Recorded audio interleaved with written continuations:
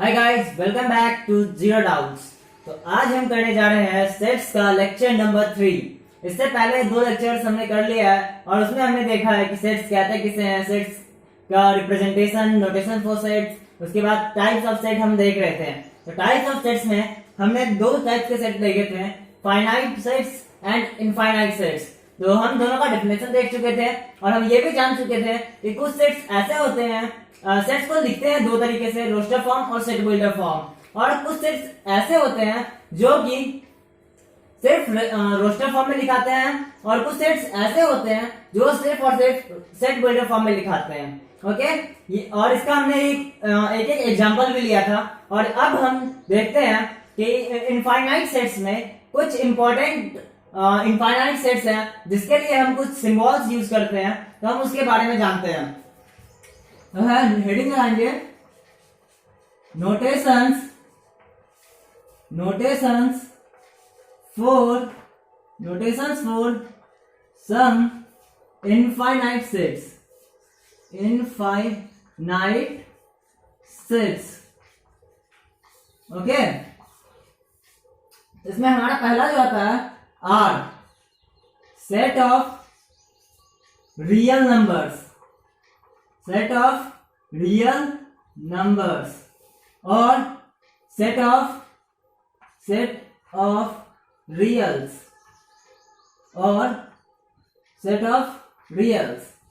Set of real numbers को हम set of रियल्स भी बोल सकते हैं और इसे हम कैपिटल आर से डिनोट करते हैं। आगे जो हमारे पास वो है N, that is set of naturals,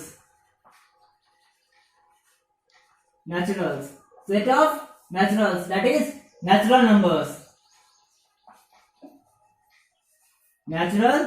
numbers। Okay, set of natural numbers को हम कैपिटल एन से डिनोट करते हैं। उसके बाद है हमारे पास W, सेट ऑफ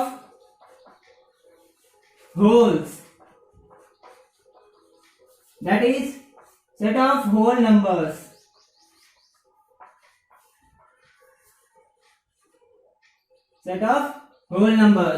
उसके बाद है Q, that is set of rationals,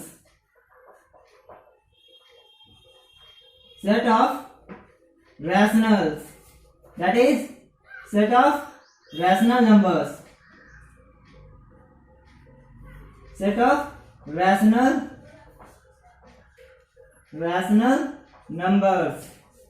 okay, ये कुछ इंपॉर्टेंट सिंबल्स है 4, आप इसे नोट करें, फिर हम आगे बढ़ते हैं। तो अब हमारे पास जो नेक्स्ट टाइप जो है वो है P, that is set of irrational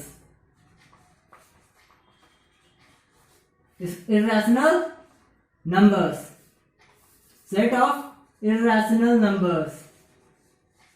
okay, अब नेक्स्ट इसके बाद C, that is set of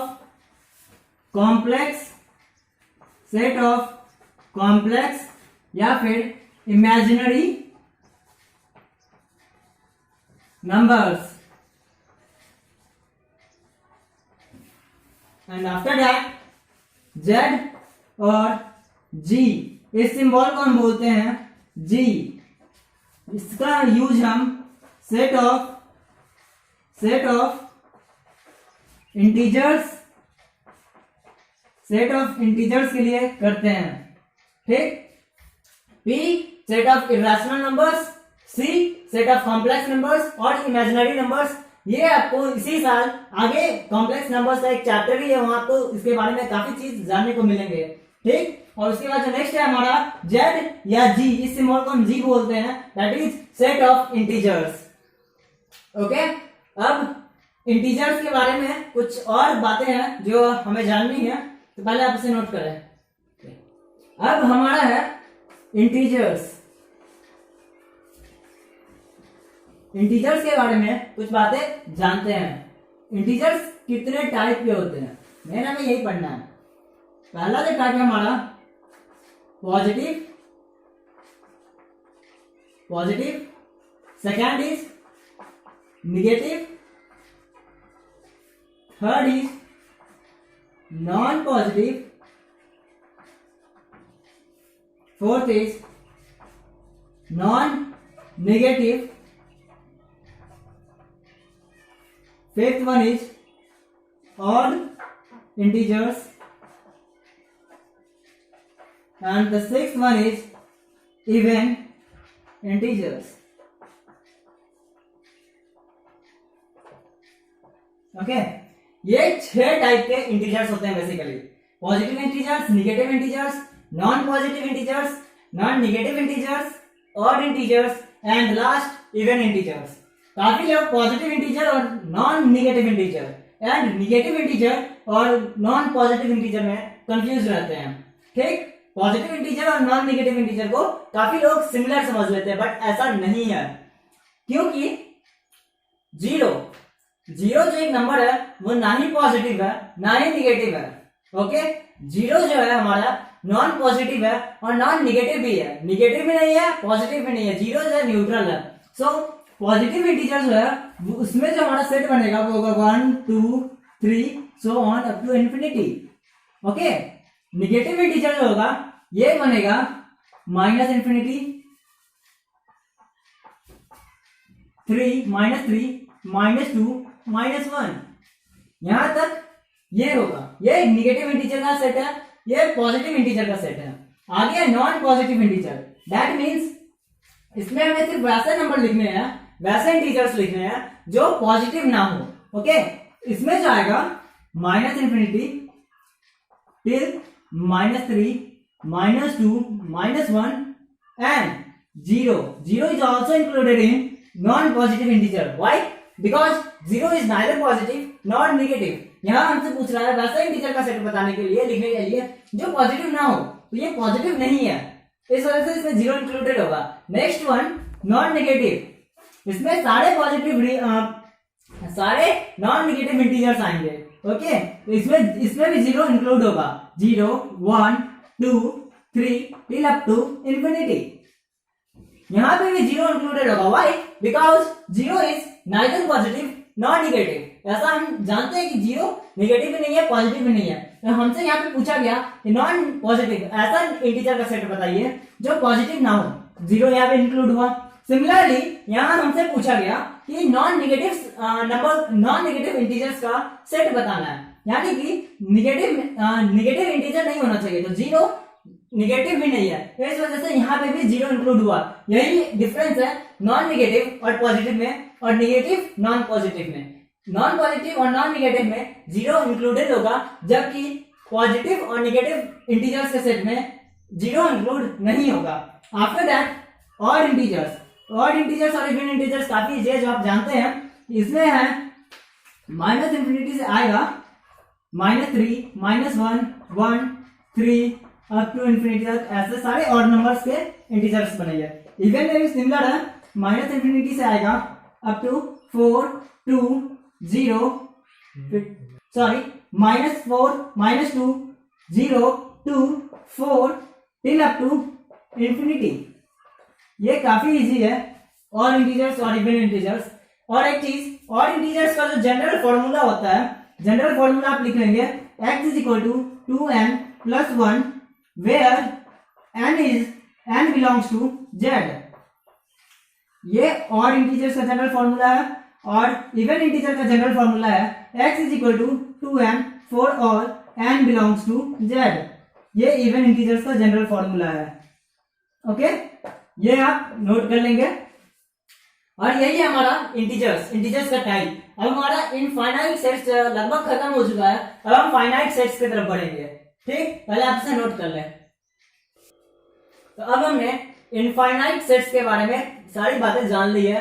अब हम स्टार्ट करते हैं finite sets, types of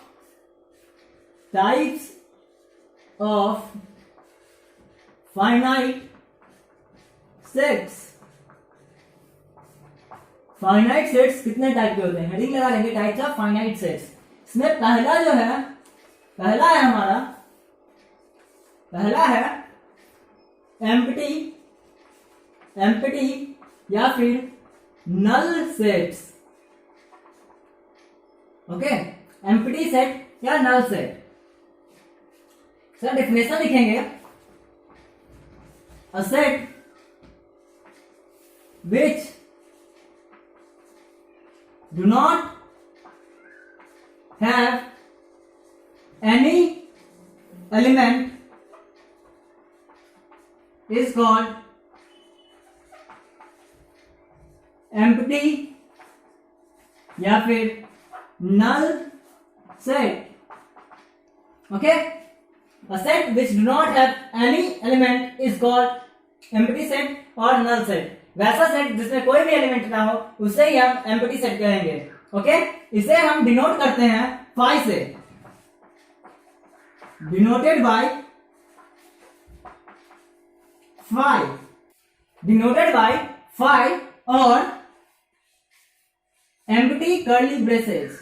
okay, curly brackets को डायरेक्ट बस लिख देते हैं, इसमें कुछ एलिमेंट नहीं डालते हैं। एक चीज काफी इंपॉर्टेंट है, आप एम्प्टी सेट को ऐसे नहीं लिखेंगे, it was a blunder mistake, ये गलत है, ये सही है, ये सही है, but it was a blunder mistake, आप इसे ऐसे नहीं लिखेंगे। ठीक, इसका क्या क्यों नहीं लिखेंगे इसके बारे में मैं आगे बताऊंगा कि इसे एम्प्टी सेट्स को ऐसे क्यों नहीं लिख सकते हैं। ठीक, तो पहले आप इसे नोट करें, इसके कुछ एग्जांपल्स देखते हैं। तो अब हम डेफिनेशन के बाद कुछ एग्जांपल्स देखते हैं, एग्जांपल्स ऑफ एम्प्टी सेट्स। पहला एग्जांपल है हमारे पास, a set of students who study more than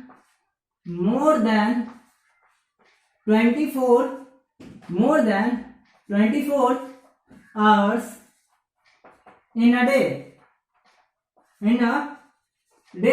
ये हमारा एक सेट है, set of students who study more than 24 hours a day. ठीक, क्या कोई स्टूडेंट 24 आवर्स से ज्यादा एक दिन में पढ़ सकता है? Is it possible? No, never. So इसका जो सेट बनेगा वो बनेगा 5। ठीक, नेक्स्ट एग्जांपल हम देखते हैं, एक सेट है हमारे पास a is equal to x such that x is less than 5 and x is more than 7। Okay, क्या कोई ऐसा नंबर जो x को सेटिस्फाई कर सके, सच that x is less than 5 और x 7 से बड़ा भी हो, यानी कि 7 से बड़ा हो और 5 से छोटा हो? No, not possible. ये भी हमारा एम्प्टी सेट है, इसे भी हम 5 से डिनोट करेंगे। नेक्स्ट एग्जांपल हम लेते हैं, a इज इक्वल टू, चलिए यहां b ले लेते हैं, set b is equal to x such that x minus 1 is equal to 0 and x minus 2 is equal to 0। Okay, कुछ लोग बोलेंगे ये तो सेटिस्फाई हो सकता है, x का वैल्यू 1 होगा और 2 होगा। ठीक, बट यहां जो है ये एंड, ये काफी इंपॉर्टेंट है। एंड का मतलब ये हुआ कि ये दोनों कंडीशन को फुलफिल करना चाहिए, यानी कि x का वैल्यू हमें ऐसा लेना है जो कि x minus 1 is equal to हो, फुलफिल करे, और x minus 2 is equal to 0 को भी सेटिस्फाई करे। तो हम ऐसा अगर निकालते हैं, इसका वैल्यू निकालते हैं, x इज इक्वल टू 1 आएगा and x is equal to 2 आएगा।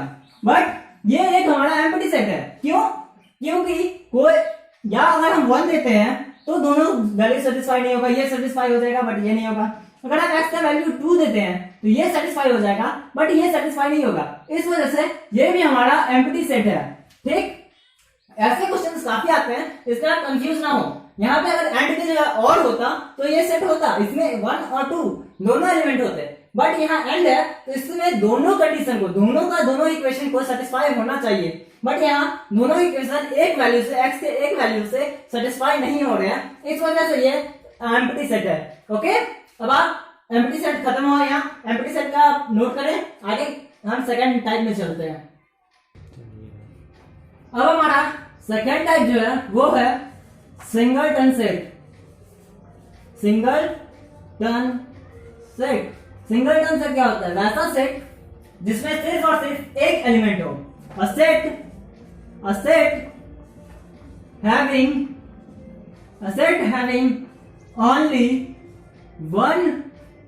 only one element is called is called single turn set.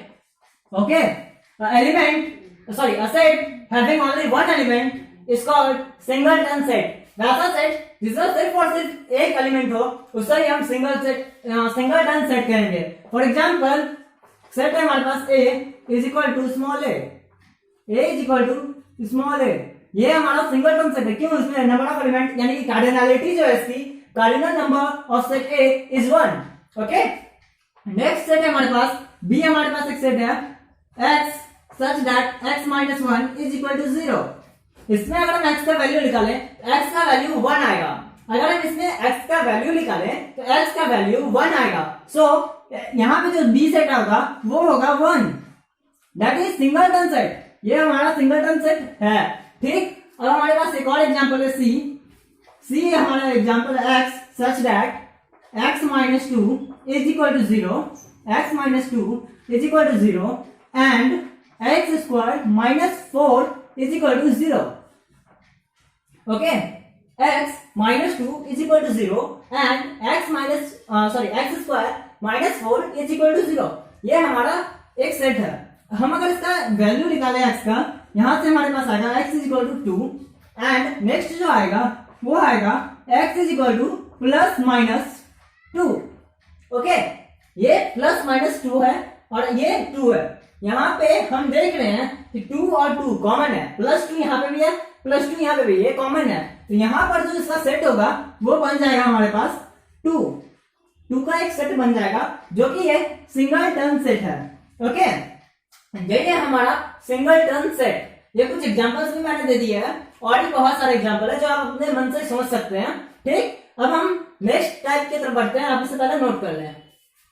Okay, अब हमारा तीसरा टाइप का जो सेट है वो है पेयर सेट.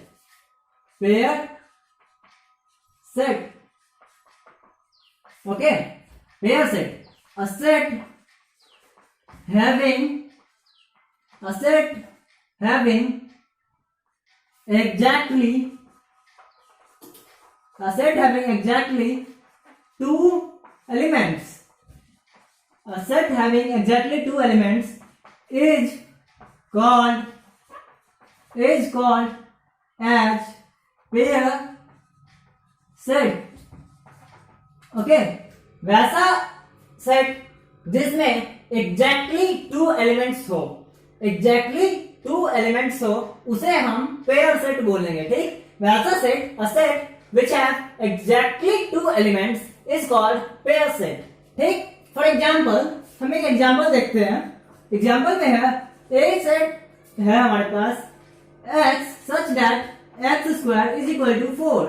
ओके, इससे हम अगर x स्क्वायर है, अगर हम इसमें से x का वैल्यू निकालें. Okay, if we find the value of x we get x is equal to plus minus 2.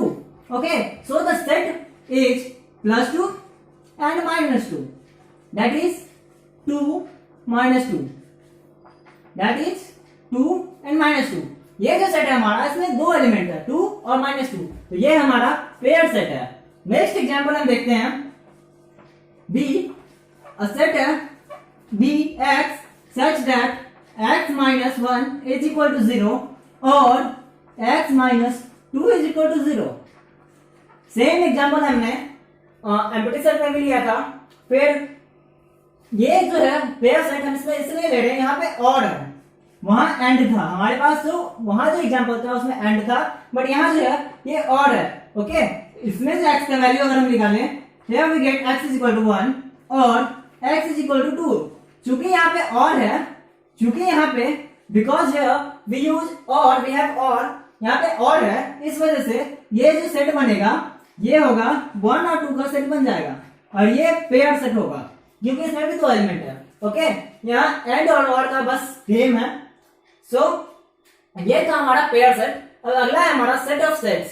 पहले आप इसे नोट करें, फिर हम देखते हैं सेट ऑफ सेट्स क्या होता है. अब हमारा फोर्थ टाइप ऑफ सेट जो है वो है सेट ऑफ सेट्स और फैमिली ऑफ सेट्स. ओके, ये नाम में कंफ्यूज नहीं करेंगे, सेट ऑफ सेट्स है, सेट्स ऑफ सेट नहीं बोलेंगे। ये काफी लोग बोल देते हैं कि सेट्स ऑफ सेट, बट ये नहीं होगा, सेट ऑफ सेट्स होगा। ठीक, अब इसका डेफिनेशन लिखते हैं। A set whose every element is itself a set is called set of sets. Okay, a set whose every element is itself a set is called set of sets. Set of sets वैसे sets को बोलेंगे जो जिनके हर एक element खुद में ही set हो। Okay, for example एक एग्जाम्पल लेते हैं हम। एग्जाम्पल में हमारे पास एक सेट है ए 5 1 2 3 4 5 6, ये हमारा एक सेट है ए। इसमें एक एलिमेंट है 5, next element is 1, another element is 2 3, another element is set of 4 5 6। Okay, 2 और 3 अलग अलग एलिमेंट नहीं है, ये set of 2 3 is the element of set ए। ठीक, ये जो सेट ए है सेट ऑफ सेट्स है। ठीक, यहाँ पे 5 जो है अपने आप में एक सेट है, ये भी अपने आप में एक सेट है, ये 2 3 अपने आप में एक सेट है, और ये 4 5 6 ये भी अपने आप में एक सेट है। ठीक, इस वजह से ये हमारा सेट ऑफ सेट्स है, यानी कि इन सेट्स का फैमिली ऑफ सेट्स है सेट है। नेक्स्ट वन एग्जांपल हम लेते हैं B such that 5 A B C D E F G H। ओके, ये हमारा एक सेट है बी, इसमें है बी एक एलिमेंट है, ए एक एलिमेंट है, बी सी एक एलिमेंट है, सेट ऑफ डी ई एक एलिमेंट है, सेट ऑफ जी एच एक एलिमेंट है, और ये एफ एक एलिमेंट है। ठीक, यहां पे हम देखते हैं ये जो बी में है 5 अपने आप में एक सेट है, एम्प्टी सेट, फिर सेट ऑफ ए अपने आप में एक सेट है, singleton set. Next one is B C, ये भी हमारा एक सेट है। Next one is D E, set of D E, ये भी हमारा एक सेट है। बट यहां चूंकि एफ जो है ये एलिमेंट ऑफ बी है, but it is not a set, ये हमारा सेट नहीं है। Okay, it is not a set, ये हमारा सेट नहीं है, इस वजह से ये सेट ऑफ सेट्स नहीं है, ये सेट ऑफ सेट्स का एग्जांपल नहीं है। ठीक, ये जो है every element is itself a set, इसका मतलब यही है ये एफ बी जो है ये एक सेट होना चाहिए, तब जाकर के ये बी जो है हमारा सेट ऑफ सेट्स होता है। ओके, यहाँ पे हम देखते हैं कि यहाँ पे 5 एक सेट है, 1 एक सेट है, 2 3 एक सेट है, 4 5 6 एक सेट है। ठीक, तो ये हमारा सेट ऑफ सेट्स है और ये हमारा सेट ऑफ सेट्स नहीं है। एक चीज और, one more thing that we have to know कि ये जो अगर हम इस सेट है, ये सेट है ए, ठीक, ये सेट है हमारा 1 ए में, फिर एक सेट है 2 3, नेक्स्ट सेट है हमारे पास 4 5 6। ठीक, ये हमारा एक सेट है। इससे हम अगर मान लें, हम नाम देते हैं x, it is y and it is z। Okay, अगर हम इसके नाम से अगर हम इस सेट को लिखें, अगर हम इनके नाम से अगर इस सेट को लिखें, इसका एलिमेंट जो होगा वो कैपिटल लेटर्स में होगा। हम देखते हैं फॉर एग्जांपल अगर हम इसके नाम के साथ इसका सेट लिखते हैं तो a इज इक्वल टू होगा 5, okay, 5 x y and z। ये जो है हमारा ये कैपिटल लेटर्स में होगा, ये क्योंकि ये एक सेट का नाम है, सो इट इज ये सेट का नाम है, इस वजह से ये कैपिटल लेटर्स नहीं यूज किया जाएगा।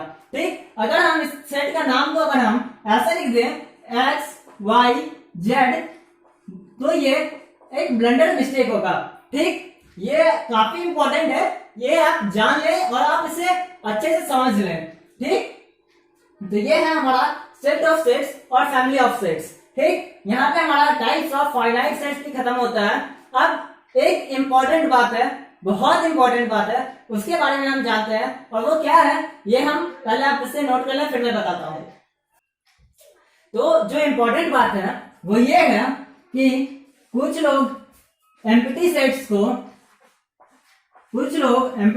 को इन 3 तरीकों से लिखते हैं, तीनों में से किसी एक तरीके से लिखते हैं। कुछ लोग 5 यूज करते हैं, कुछ लोग 0 एज ए सेट यूज कर लेते हैं, कुछ लोग 5 एज ए सेट यूज कर लेते हैं। बट ये सही है और ये दोनों जो है ये गलत है।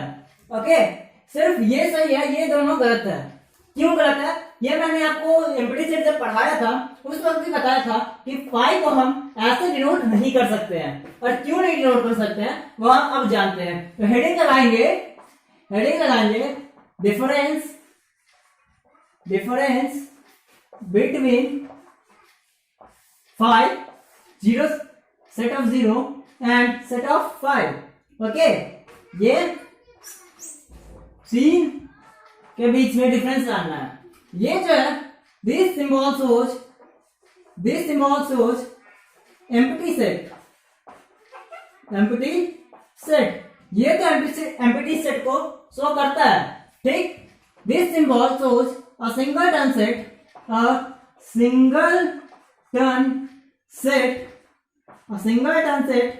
having 0 as an element।